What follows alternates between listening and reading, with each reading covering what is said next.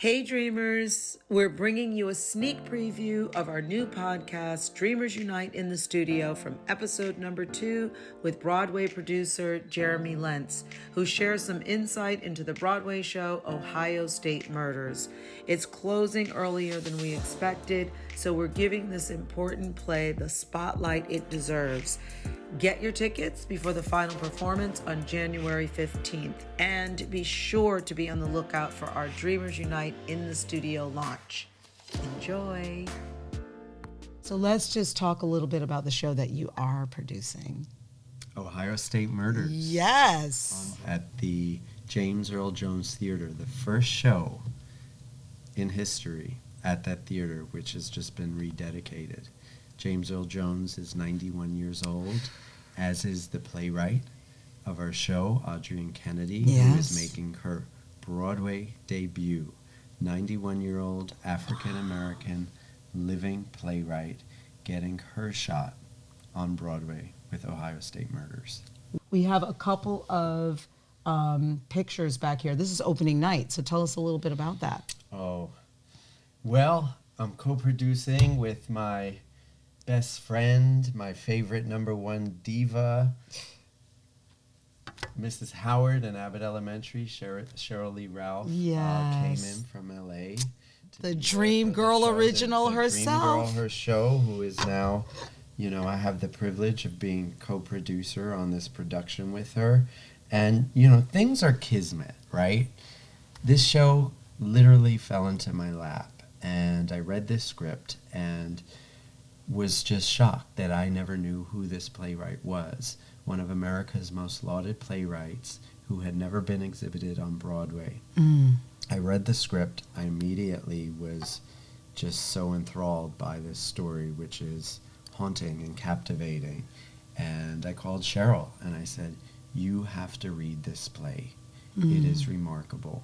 And Cheryl read this play and she said, "This is Broadway. We're doing this." Wow. So tell us about Ohio State Murders, because it's important work and a piece of our history.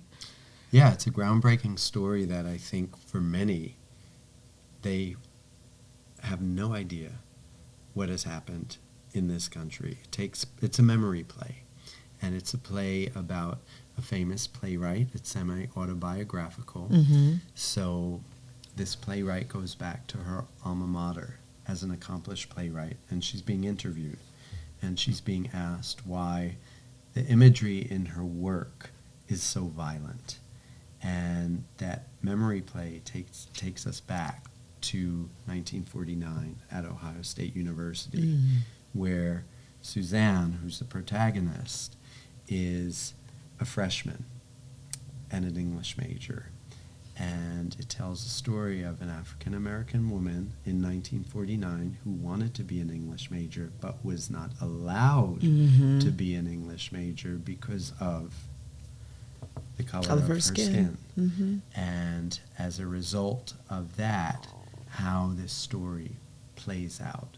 And it's something that will move you, that will hit you in the gut, but it's an important piece of American history, something that's largely not told, and we're just having these conversations in our culture now. And this work, I think, is really a piece that does so much to bring about conversation and really talk about things that need to be spoken about in the public sphere. Yeah, no, and as you said, you know what, it's doing work that can impact, open up conversation and dialogue. And we've talked about it many times that, whether it's theater, film, many aspects of artistic expression is just a really wonderful way to be able to open up important dialogue that otherwise might not be, these stories may not be told or shared. Right, and that's what this show is doing. I mean, this show is kicking the door open and making that space. And I'm so proud to be a part of a season on Broadway where there's so many groundbreaking productions. We have the first all-black cast of Death of a Salesman. We have the piano lesson on Broadway that's being revived with Samuel Jackson, directed by his wife.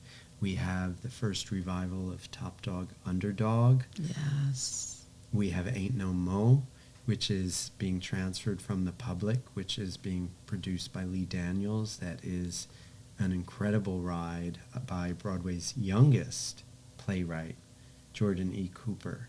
Yes. So there's so much right now in the Broadway world that's being done, and to, you know, have this show be a part of that season, this is history in the making. History in the making. Well, Jeremy, thank you for being a part of it, and certainly sharing a little piece of it. And I'm definitely going to go. I haven't seen it yet, so I am going to. I'm going to be getting my tickets. So before we close off this segment and go on to our next segment, tell everybody where, because this is a limited run. Yes. Right? Right. So where can they go and see Ohio State Murders? And I don't know if you know exactly when it's closing, but the bottom line is a limited run. So people, if they're interested, they need to get their tickets sooner rather than later. Need to get your tickets now. We are open on Broadway.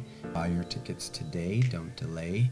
And you can go to OhioStateMurdersBroadway.com.